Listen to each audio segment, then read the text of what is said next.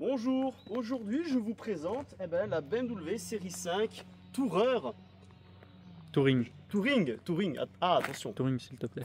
Merci. Oh, mais, s'il te plaît, je sais que t'es pro BM, mais... M'encule pas. Non, mais si vous suivez la chaîne, je vous l'ai déjà présenté, celle-là. Donc ça sert à rien. Mais ça, par contre, on est sur une grosse pépite pour le coup. Car aujourd'hui, c'est Mercedes classe E. C'est parti.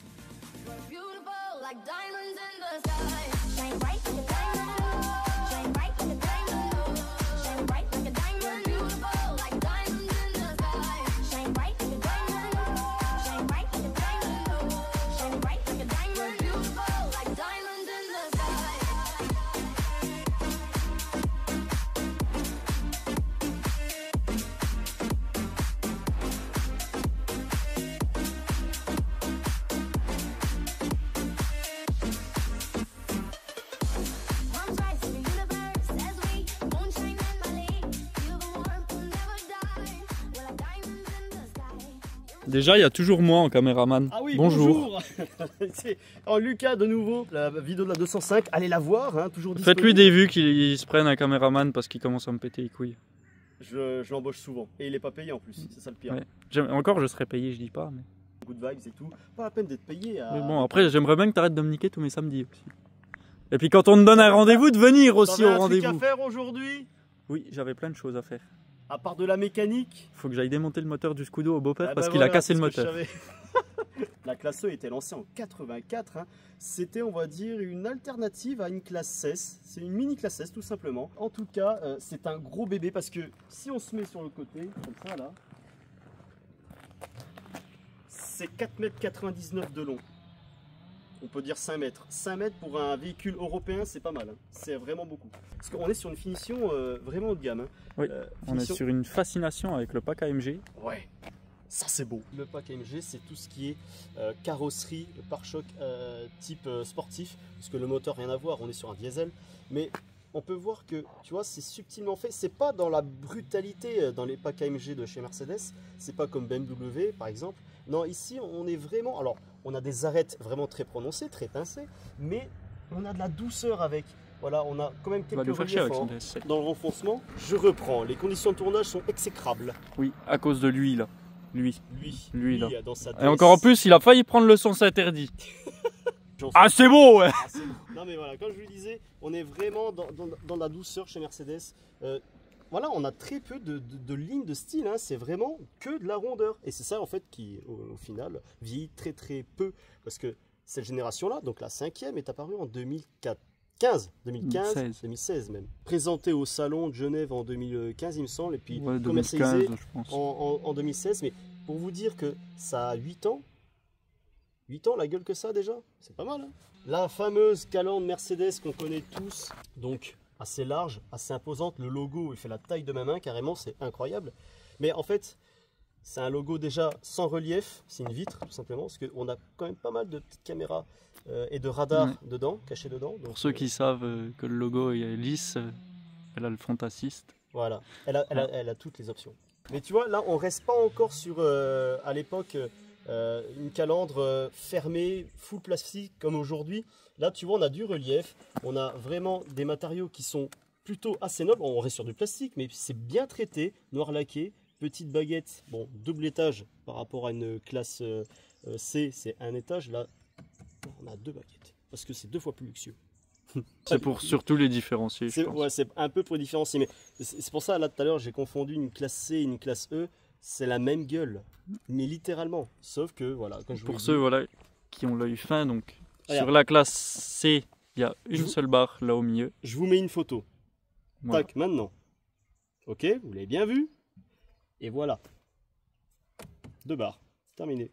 Bon, il y a quelques trucs en plus, mais c'est vrai que... L'autre truc pour différencier, c'est les feux.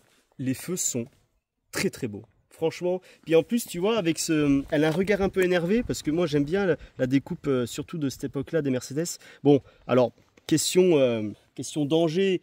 On est quand même pas mal parce que quand tu ouvres le capot, tu as un angle vraiment très refermé, très pincé et tu peux te faire mal, je sais pas, à la tête quand tu refermes le capot sans faire exprès sur quelqu'un. Ça peut te transpercer. Je l'ai déjà pris dans la gueule. Voilà, et ça c'est pas cool. Et je comprends pas pourquoi ils ont quand même validé cette découpe-là. Tu vois, bon, après, c'est cohérent leur découpe, parce que tu as la calandre qui est un peu avancée, donc tu as un angle assez arrondi, donc ça doit épouser cet angle-là, forcément. Mais, tu vois, ils auraient dû continuer la découpe jusqu'à l'angle ici, pas continuer là. Après, ça fait froncer un peu le regard de la voiture, Ouais. donc ce qui rend le devant assez nerveux. Et voilà, après la signature des Mercedes, toujours très élégant comme ça. Alors, Typique à la classe E, du coup, les typique deux. à la classe E, parce que la classe C, eh ben, c'est qu'une barre de LED. Là, il y en a deux. Et là, on est sur une technologie multi-biam LED. Voilà, c'est une désignation de Mercedes, mais en tout cas, on voit le C'était les jour plus haut de quand gamme. c'est la nuit. En gros, ils sont équivalents aux feux Matrix de chez Audi. Ils sont incroyables.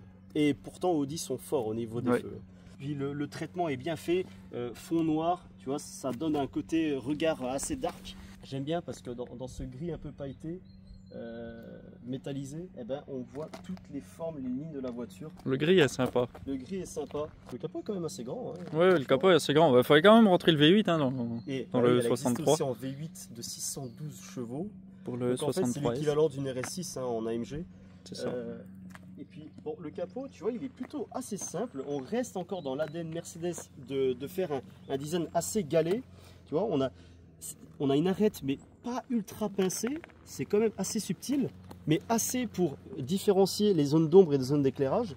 Tu vois, là, ici, c'est encore plus subtil.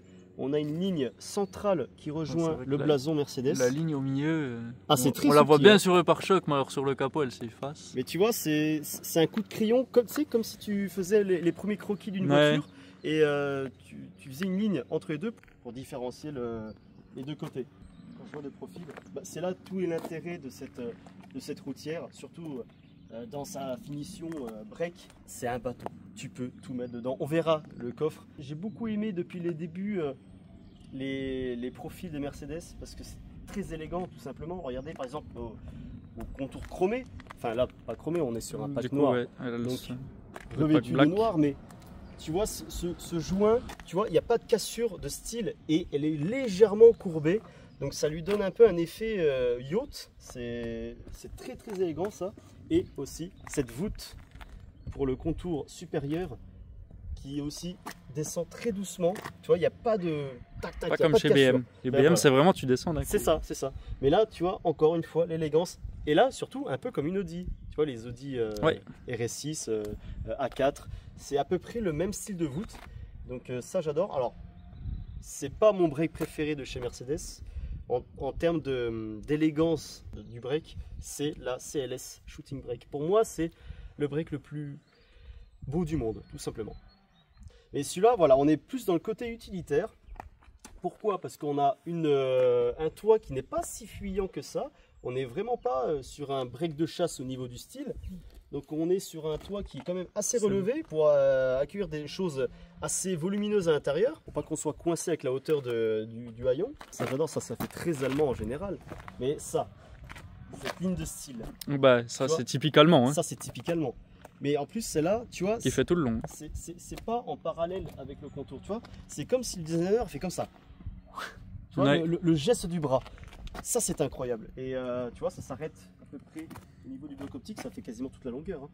Mais c'est vrai que ce trait-là, putain, il fait vraiment toute la différence. Et au moins on peut voir aussi le côté imposant de la voiture avec par exemple cet épaulement. On voit que la zone éclairée, la zone vers le ciel. Et voilà, petit creusage après l'arête et rebombage de la carrosserie. On peut voir mieux avec la découpe de porte. Voilà, c'est une porte qui en impose un peu. Et ça, pour dire, pour faire l'effet de voiture sérieuse, de voiture solide visuellement, eh ben, c'est vachement important de faire ce travail de carrosserie. La deuxième ligne inférieure pour un peu asseoir la voiture visuellement, voilà, qui aussi, remonte. Pareil. Coup de dessin, schlac, ça remonte légèrement. Et surtout, ce qui est très intéressant, je ne sais pas si vous l'avez remarqué, mais cette arête se poursuit ici, au même niveau. C'est comme si il avait continué à faire son trait de dessin. Hop, ça se poursuit derrière. Tu vois, ça va jusqu'au pare-choc. Et après, au haillon, hop, on continue ce trait-là. Ouais. C'est un peu comme une ceinture de caisse. Et donc ça, c'est très cohérent, c'est très harmonieux comme dessin. Alors, je suis moins fan à l'arrière, par contre. Surtout avec ces blocs optiques qui sont assez imposants, assez gros. Ça enlève un peu le côté charme élégant de la voiture. Moi, c'est la forme globale qui me gêne, mais en tout cas, le traitement à l'intérieur. Alors, c'est bien évidemment 100% LED, mais tu vois, pour le côté classe à la Mercedes, ils ont rajouté un revêtement plastique effet pailleté de toute beauté. Ça, c'est vraiment chouette. Alors, je ne sais pas qu'est-ce que ça rend pendant la nuit, mais en tout cas, de jour, tu vois tous les reflets des petits côtés pailletés. Non, c'est classe. C'est vraiment, on dirait un truc style DS. Tu vois, Je pourrais pas te dire de nuit ce que ça donne. Ouais. J'ai jamais trop fait gaffe. Ouais, c'est ça, faudrait voir. Bon, là, ça fait très américain, hein, la baguette chromée qui relie les deux blocs optiques. Ça fait, allez, peut-être un petit peu trop bling bling à mon goût. C'est pareil, on en parlait, vu qu'elle a le pack du coup Black Line. Ouais, ça, ils l'ont quand même gardé en chrome. Pourquoi vous mettez pas ça en noir? Mercedes, vous nous expliquez là. Ça va pas, ça. En fait, là, tu payes le pack Black Line, c'est 600 balles en option, hein, on le rappelle quand même, pour avoir les lignes là, les coques de rétro, et un bout de lame qu'on ira remontrer tout à l'heure sur le pare-choc avant, et c'est tout. Ah, puis si, je l'oubliais, le petit diffuseur noir brillant. Petit diffuseur noir, alors très discret, on est chez... je l'avais même pas vu. Chez Mercedes quand même, hein, mais c'est vrai que, putain, il est vachement discret. C'est vrai que oui, il est très très discret. Hein. Les petites ailettes très discrètes. Elle a alors, le détecteur. Avec le pied, voilà. Ben voilà. Ah bah. Alors, avec la main, ça marche aussi, mais dans cette position-là, c'est un peu con quand même. J'ai eu peur sans déconner. C'est vrai que j'ai la clé dans la poche. D'ailleurs, la clé en plus, c'est fou parce que ça marche bien. Parce que d'habitude, les constructeurs qui mettent cette option, non, ça va. Chez Mercedes, ça marche encore pas trop mal. La clé qu'on va montrer parce qu'elle est très très belle, hein, d'ailleurs. Oui, la clé est tout comme la voiture en elle-même, très classe, avec un beau profil. Mais pas aussi beau que le profil des clés de chez Porsche où tu as vraiment la voiture. Oui, bah après là franchement ils se sont bien améliorés Mercedes quand même hein, sur la clé parce que... Et puis c'est important tu vois. Bon, après tu la sors jamais parce que... Non mais c'est important en termes de marketing tu vois, genre par exemple, je sais pas, t'es dans un bar et tout, tu prends l'apéro avec tes potes et là tu sors ta clé, tu la poses comme ça. Et là tout de suite il va regarder la gueule de la clé. Et la clé, en fait ça en dit long avec le véhicule qui va avec, tu vois. Si la clé est belle, la voiture sera forcément incroyable. Donc bon, tu vois, ça va de soi. Mais c'est vrai que bon, l'arrière, je suis un peu, ouais, voilà. En fait, voilà, c'est style utilitaire. On n'est pas sur une CLS shooting break. Non, on est vraiment sur un break utilitaire. Voilà, tu vois, le haillon est large. On a très peu d'épaulement. En fait, c'est justement pour gagner du volume à l'intérieur. Tout est fait penser pour être un déménageur en soi, tu vois. Pourquoi là? Pourquoi là vous laissez le chrome? Non mais pourquoi vous le mettez pas en noir? Mais justement, moi j'adore les poignées de Mercedes. Mais c'est joli, mais quand tu prends le pack black, c'est pour avoir des trucs noirs, c'est pas pour avoir des trucs chromés. Tu vois, s'ils mettent ça noir, ça ferait deux grosses taches en plein milieu d'un panneau de porte. Non mais regarde la finesse de la poignée là, tu vois. En plus, c'est pas juste la face qui est chromée et le reste couleur carrosserie, non. Tu vois, tu as une ligne qui se sépare et qui descend gentiment vers le bas de la poignée à la fin. Et ça, franchement, ça rajoute mais une classe. Moi, je l'aurais mis noir. J'ai pareil dans ma 508. Bon, sauf qu'il descend pas vraiment comme ça, mais j'ai le dessus. Pareil, pack black, du coup, rétro noir. Rétro noir, dans des rétros... Plutôt basique, hein. Quoique, tu vois, le dessin des LED est plutôt élégant, c'est plutôt assez joli. Mais on n'est plus sur, tu sais, à l'époque, en 2010, tu avais les rétros avec les LED intégrés, mais tu vois, en forme de... Le truc de fourchette, tu vois, tu avais deux barres séparées. C'était quand même pas mal ça à l'époque. Ce qui est dommage, enfin tu vois, bon là, toutes ces zones de plastique, ok, très bien. C'est pour donner du style, ça. C'est pour donner du style, on est sur la finition MG, mais plastique brut apparent et c'est pas creusé quoi. Et tu sais, même s'il n'y a rien derrière, faites un effort de creuser la matière, je sais pas. Bah après, je sais pas ce qu'il y a derrière, mais est-ce que si tu ouvres, ça ferait pas un peu moche, tu vois? Bah, ou alors ils mettent un fond noir derrière, mais tu vois au moins qu'il y ait du relief. Même, bon, on a quand même du relief, hein. On gratte, hein, tu vois, on entend qu'il y a un truc, mais c'est chiant. Ouais. Ça fait style marque généralise pas, marque premium. Après, ouais, la bouche aussi, comme ça, là, c'est assez, tu vois, ça a une gueule quand même. Tu vois, en fait, c'est pour donner de la largeur au véhicule, quoi. Non, c'est un dessin assez horizontal. On dirait que c'est dégivré. Bah, normal. Parce que pendant l'hiver, si tout ça c'est sous une petite couche de glace, Ouais, mais les capteurs ils fonctionnent plus après. J'avais jamais fait gaffe. Ben voilà. Vraiment, Comme la lunette arrière, eh ben, on a un truc de dégivrage. Alors franchement, très belle voiture. Même si c'est pas ma préf, comme je vous l'ai dit, je préfère plus le côté profilé d'une CLS. Eh ben, c'est quand même une chouette bagnole. On va pas se mentir. Alors ces jantes là, elles sont... Moi je trouve que c'est les meilleures jantes des Mercedes. Elles sont belles. Hein. Et tu vois, elles sont tellement belles que même les jantes d'aujourd'hui, des dernières Mercedes produites, c'est le même design. Ouais. C'est vrai qu'ils ont jamais trop changé les jantes. Mais c'est vrai que les Après, petits bâtons comme ça... Ouais. Après, ils ont vu que ça marchait, donc ils les ont gardés. Satiné. C'est beau, avec le petit fond noir. Ouais, noir brillant avec le petit détail chrome. Il faut les freiner, les Hinton 8. Donc on a des disques, je ne sais plus combien de diamètre, mais en tout cas perforés. C'est gros, ventilé. Et puis je crois que c'est du 4 pistons, ouais. Si je dis pas de bêtises. Ouais, parce qu'il est quand même gros, les trios. Énormes. Ouais. Et aussi, ça c'est le petit côté classe, la petite inscription AMG inscrit sur la jante, dans la jante même. Ouais. Ça c'est beau, c'est un petit détail qui fait plaisir. Ah putain, le petit détail. Quel petit détail. Ça c'est un pare-brise d'origine. Ah oui. Il n'a pas été changé. C'est vrai qu'on l'a pas montré. Pourquoi? Alors, comment voit-on que c'est un pare-brise d'origine? Et j'avais jamais fait gaffe avant, je l'ai vu que tout à l'heure. Et ça c'est vraiment le côté classe, genre, c'est comme si tu achetais une Rolls. Tu vois, les petits détails comme ça fait toujours plaisir. C'est vrai que ça c'est sympa. Carl Benz. Signature de ce grand monsieur de chez Mercedes sur le pare-brise.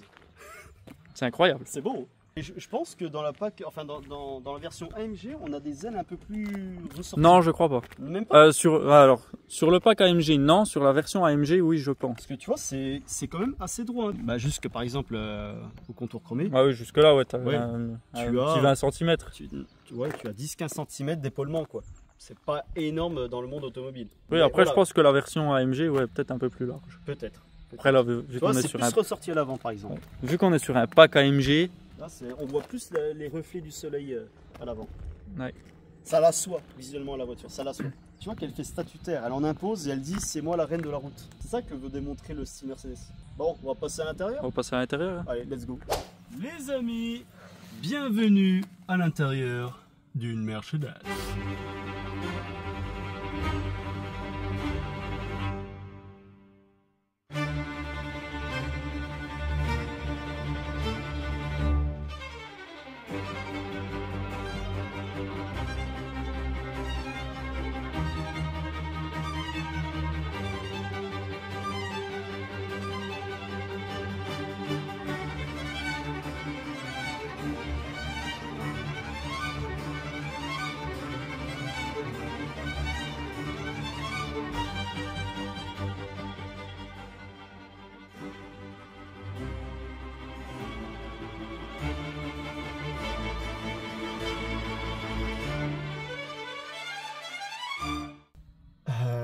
Waouh! Enfin, là, tu vois, comme d'hab chez Mercedes, ils font des putains d'intérieur quand même. Depuis quelques années, bah surtout depuis ces générations-là, depuis la classe S ancienne génération, donc 2014, 2013, ils font des intérieurs de ouf. Tu vois, si on devait comparer Audi, BMW, Mercedes, dites-le moi en commentaire par exemple, les meilleurs intérieurs c'est ça.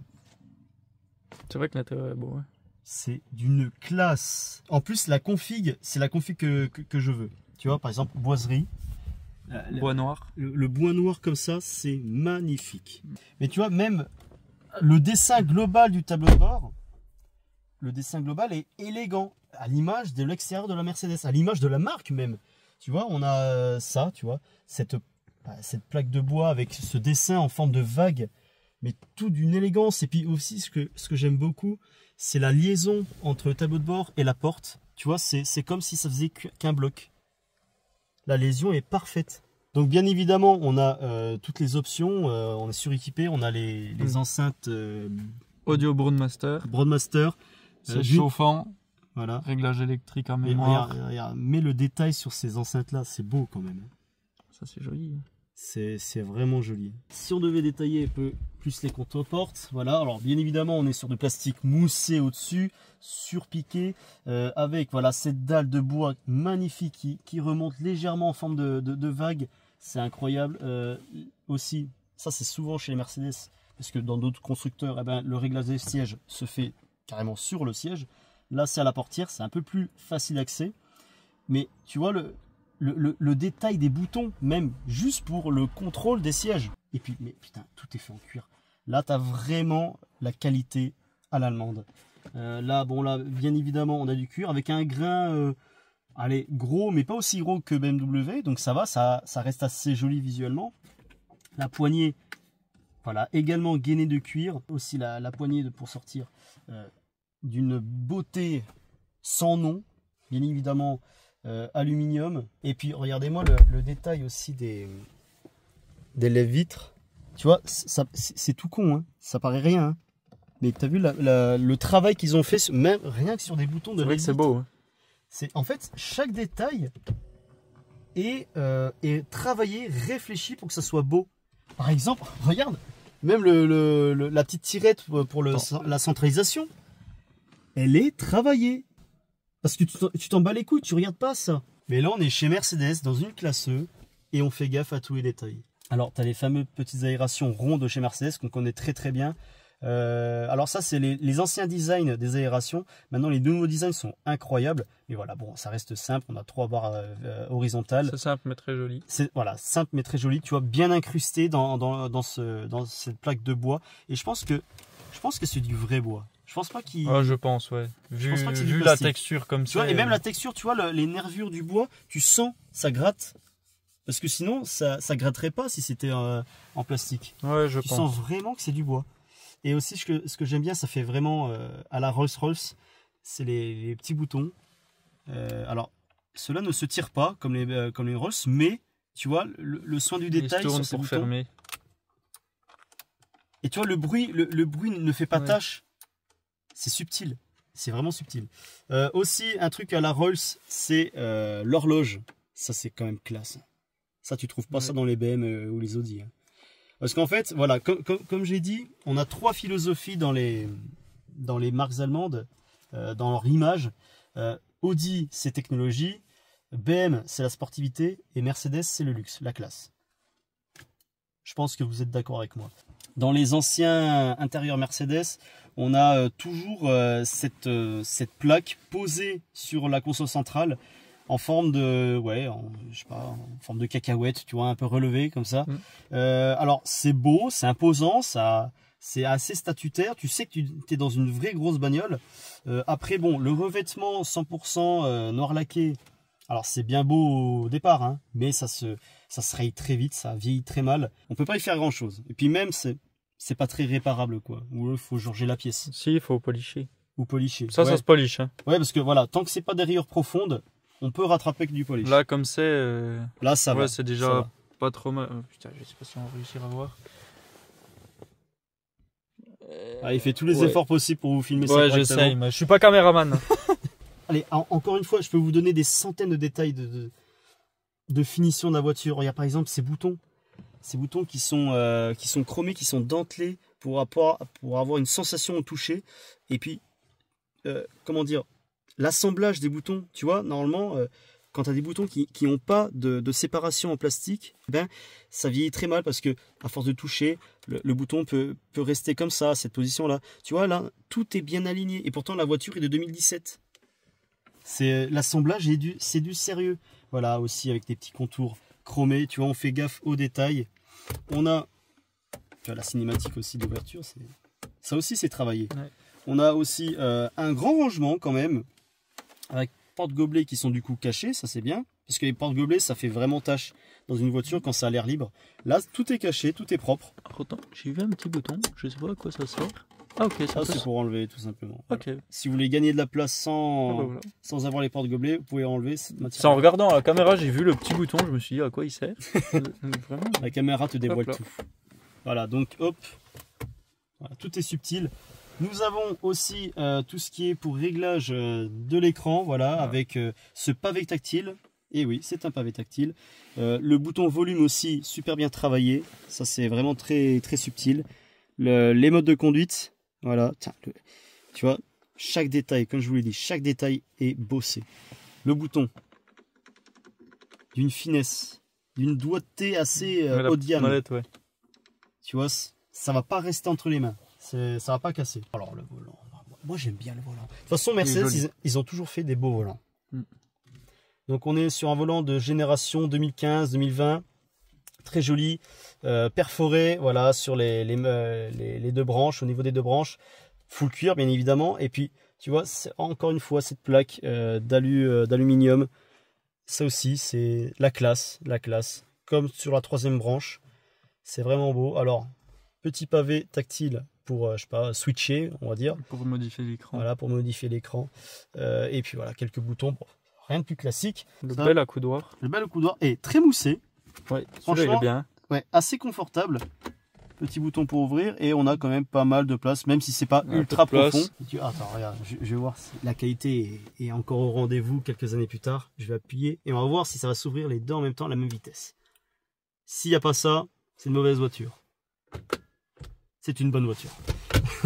Ou sinon, ce qui était assez révolutionnaire, surtout depuis le lancement de l'ancienne classe S, c'est les doubles écrans sur cette dalle en verre. Magnifique. Et ça, pour 2015-2016, il n'y avait pas beaucoup de constructeurs. Si tu veux allumer qui faisaient ça. Alors normalement j'ai la clé, mais si tu appuies sur le frein, elle s'allume. Le bouton start, qui est juste là, qui est très beau. Ouais. Alors il est très beau. Voilà. On entend le diesel. Donc comme je vous le disais, assez révolutionnaire pour l'époque. Et puis regardez-moi la définition de l'écran, quoi. Elle a 145 000 km. Toute neuve l'auto. Voilà. Et l'écran d'une belle taille, hein. Franchement, c'est vraiment pas dégueu. Donc comme je vous disais, c'est voilà, le cockpit est là. L'écran fait un bon 60-70 cm de long. Cette casquette aussi, alors gainée de cuir, qui cache un peu la lumière du soleil qui reviendrait refléter sur l'écran. Donc ça c'est pas mal. Si tu te baisses un peu, on verra la lumière d'ambiance. Ah oui, ça j'avais pas vu ça. Une lumière d'ambiance aussi. Entre l'écran puis la casquette. Lumière d'ambiance ici. Et ils sont toujours forts au niveau des lumières d'ambiance parce que. Il y a derrière aussi, mais on ira si vous voulez, suivez ma vidéo de la Mercedes Classe A, vous allez voir que la Classe A pendant la nuit, c'est un truc de fou. C'est une boîte de nuit, quoi, quasiment. Et tu peux bien évidemment changer tous les paramètres de couleur. Tu vois, on a même ici. Okay, oui, il y a même ici. Je viens de le voir. J'étais pas sûr. Et même aussi le traitement du plastique de la console centrale est également gainé de cuir. Surpiqué, tu vois, c'est des petits détails, mais ça change tout, tu vois. Même là c'est moussé, même la boîte à gants est moussée, même le bas des contreportes est moussé, et ça même dans certains véhicules haut de gamme, eh ben on n'a pas ce genre de détails. La config aussi avec le ciel de toit noir. Le ciel de toit noir, le toit ouvrant. On se sent vraiment dans un cocon, quoi. C'est chez nous, on est entouré de cuir de vache. On va peut-être passer à l'arrière, voir ce que ça donne. À l'arrière, une place de ministre, c'est incroyable. Alors, on a un beau moelleux de la banquette. Alors, regarde mon pouce comme il s'enfonce. Ça c'est bien. Alors Mercedes, c'est le confort et même à l'arrière, les passagers ne sont pas dénigrés. J'ai le siège reculé à fond. Hein. Voilà, le siège reculé à fond. Vraiment, il est grand, à fond. Hein. Il est grand. Hein. Et il a encore, à 10 cm avant de toucher. Autant on n'en parle pas. Hein. Voilà, le siège, tu vois, on a du plastique pas brut cette fois-ci. Parce que d'habitude, les voitures, on met tout le cuir sur le côté visible et accessible. Et là, pour tout le dos, on laisse un peu couler, tu vois. On met du plastique brut. Mais là, non, il est également gainé de cuir. En fait, cette voiture, c'est une voiture de luxe. Même la pochette de rangement, tu vois, c'est du cuir. Ouais. La pochette de rangement. Et puis ça fait beau, ça fait classe, ça fait pas genre un vieux truc de plastique séparé, tu vois. Je trouve le même petit bouton derrière que devant. Avec le même et aussi bien traité. Hein. Là aussi, les aérations, bon, ils sont ronds, hein, comme à l'image de l'avant, mais ils sont traités de la même manière avec des jolies finitions chromées. Ça fait du bien, à l'arrière. Voilà, c'est sur le bout. Cinématique, là, la position de conduite, elle est bien. Moi, j'aime bien. Traitement des portes arrière, c'est incroyable. On est sur le même traitement qu'à l'avant. Petite baguette chromée, pareil que sur la planche de bord. Ultra finement dessiné. Dessous. Non, c'est beau. Hein. Toujours ce système audio Broadmaster. Aussi, cette plaque le bois aussi, de bois. Voilà. Et voilà, on est également gainé de cuir en haut, en bas, même au niveau des... Tu vois, normalement, ils s'en foutent, ils mettent du plastique brut surtout pour l'arrière, tu vois. Mais là, c'est également gainé de cuir, tu vois, le même traitement au niveau des poignées, aussi la poignée pour fermer la porte, tu vois.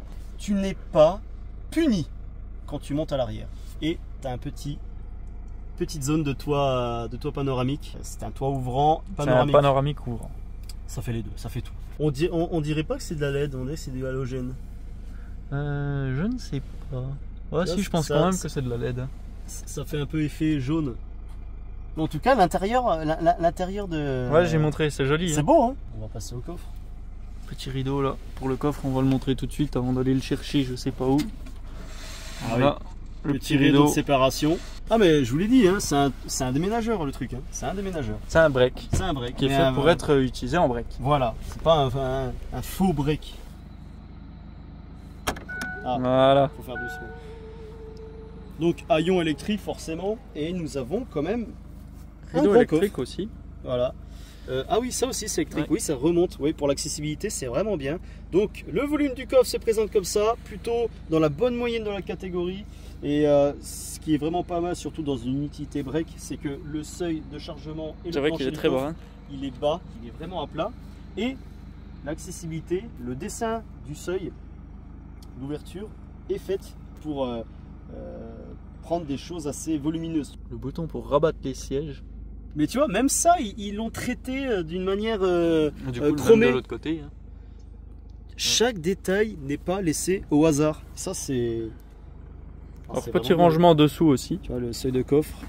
Ah, petite poignée. Une petite poignée. À mon avis, c'est pas un roue de secours. Ah non. Non, pas de roue de secours. Non, c'est juste un rangement supplémentaire. Ouais. Comme je vous le disais, c'est pas un profil de break de chasse avec un toit vraiment très fuyant. Donc la hauteur entre le plancher et puis le plafond du seuil, il n'est pas ultra bas, il est assez... C'est vrai qu'il y a de la hauteur. Hein. Ouais, il y a de la hauteur. Non mais c'est le break par excellence. Je peux pas vous dire de trucs en plus. Ah, voilà. Ah, ça c'est... Oui, ça arrête, il y a la sécurité. Wow. Par contre, quand il se relance, il se relance. Ouais, il se relance. Bon, j'ai hâte de la conduire du coup. Hein. Bon, on va aller faire un essai. On va faire un essai. C'est parti.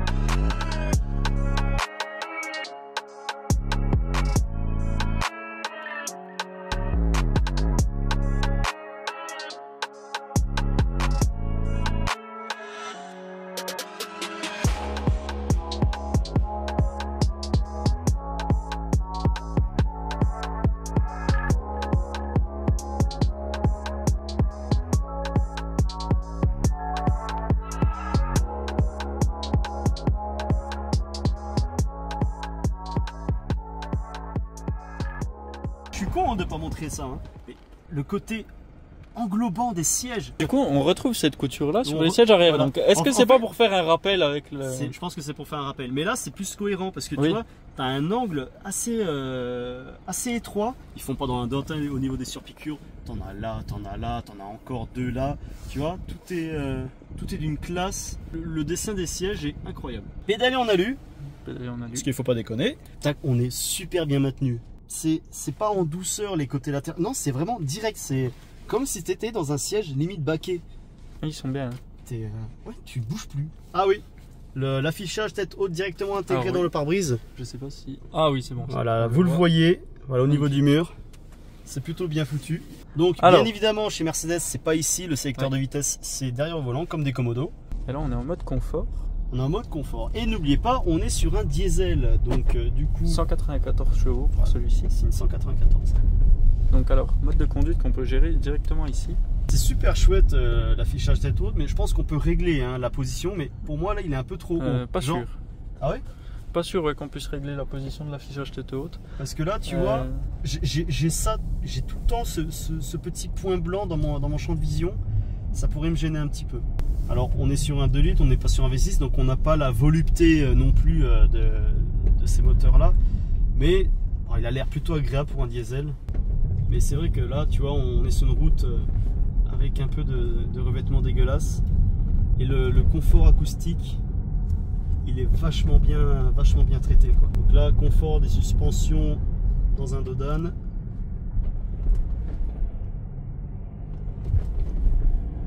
Ça va. Franchement, ça va. Ah, au-dessus de demi-tour, t'entends quand même bien le moulin. Hein. Ouais.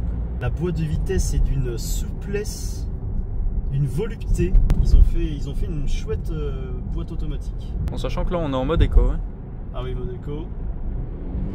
Oh! Eh, mode éco, t'as eu quand même un petit coup de cul, hein. Oh bah sport directement, on va pas se faire chier. Non, mais il y a sport et sport plus. Bah sport déjà, on verra la différence entre sport et sport plus. Le frein, j'aime bien le frein parce qu'il se dose bien du coup. Tu vois. Normalement, la boîte est plus rapide. Hein. Elle est imperceptible. Elle est rapide, douce, en fait, tout ce qu'on a d'une boîte auto. Alors peut-être qu'elle est un peu chiante quand on veut conduire sportivement parce que tu sais, t'as pas la sensation d'avoir une secousse à chaque rapport. En fait, tout est fait pour le confort là. Et puis tu vois, il n'y a pas de bruit de mobilier, tout est bien assemblé. C'est très agréable. Et la direction est bien douce. Alors tu m'as dit que c'était... c'est une hydraulique ou une électrique? C'est une électrique. C'est une électrique? Je pense que c'est une électrique. Eh ben, c'est très rare d'avoir des directions hydrauliques maintenant. C'est vrai, surtout dans ces années-là, ouais. Non, c'est vrai que bon, elle est bien dosée. Elle est bien dosée, elle est assez confortable à manier en ville. Non mais... Non, tu vois, elle a une consistance à une certaine vitesse qui n'est pas intéressante. Qui n'est pas inintéressante. Ah, le feeling du frein, il est bien. Moi, j'aime bien. Oh, Golf 5 R32. Ouais. Bien ça c'est bien. J'aimerais bien en essayer une sur un chaîne. Non mais, on dirait pas, genre avec mon jeune béret fou, on dirait que je suis un truc de VTC ou de ministre. Tu vois. Oh, ça rétrograde d'une façon. En sport plus, ouais, ça rétrograde pour ah oui, utiliser c'est le frein vrai, moteur. oui, t'es passé en sport plus. Ok. Ouais, la gestion de la boîte est différente, mais ça on verra quand on va taper une petite accélération des Fafa. Alors là, t'es en sport plus, mais la direction est toujours aussi douce. Hein. Ah oui? Ouais. Ou peut-être à haute vitesse, ça va changer. Ouais, peut-être. En ville, je sais pas du tout après ce qui change. Alors là, je suis même pas à mi-pédale, donc ça te relance direct. C'est un peu punchy comme une essence. 2, 1.